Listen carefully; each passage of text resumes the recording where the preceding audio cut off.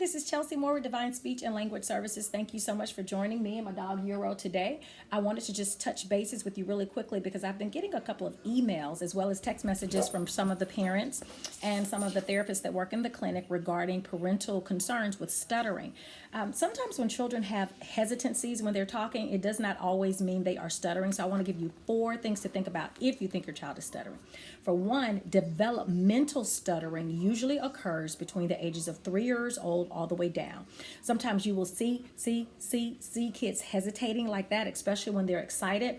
And a lot of the times when they are doing just what's called hesitancies or developmental stuttering, you'll see it when they are excited. You'll see it when they are sometimes the youngest of a brood of kids or in the presence of lots of children. And those developmental characteristics typically don't come with a physical aspect. And I'll explain that later. Another thing that you may see, or actually the very first thing that I have noticed with 95% of the kids that I've diagnosed with a developmental stuttering, that there's typically not a paternal factor.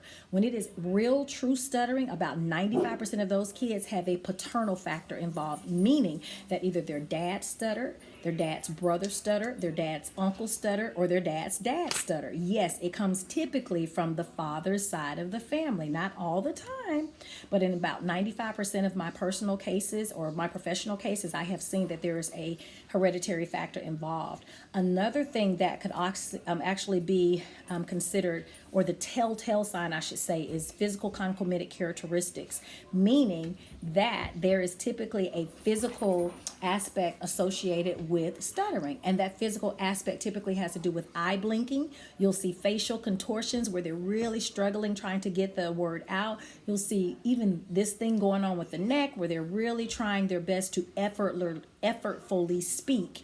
And sometimes you'll even see extraneous characteristics like them tapping their leg. And so when all of those things start to occur, those are the things that actually define a stutter. It's the actual physical characteristics and the struggle behavior that is associated with the actual stutter. Now, another thing that you have to keep in mind too is that, and that's number 3, by the way, but the 4th thing you have to keep in mind too is that there are 2 different theories associated with stuttering that speech pathologists think about. There's a parental theory, basically that stuttering does not start in the mouth of the child, it starts in the head of the parent, which means that a lot of the times just plain old hesitancies, if parents ignore them, they will go away. If parents restate what the child has said with no reaction, it'll go away, especially if there's not a hereditary factor. Now, the other theory is that it's called the reactionary theory. Basically means stuttering is not a stutter unless it's a reaction to stuttering. Isn't that interesting? Yeah, and so stuttering has kind of some really different things about it, but at the end of the day, a speech language pathologist can help you diagnose stuttering.